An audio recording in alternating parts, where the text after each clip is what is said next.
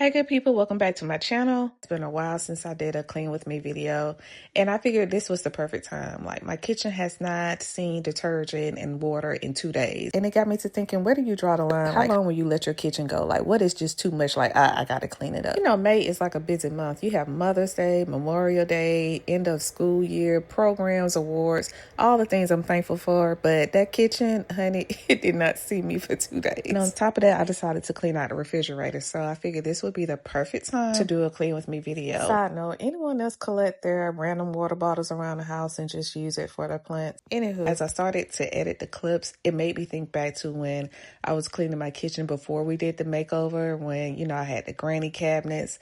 And I remember thinking like, man, when I get my cabinets painted and the slow close hinges, I'm never going to let my kitchen look dirty. But child, here we are. You guys enjoyed this clean with me video and I will talk to you on the next time.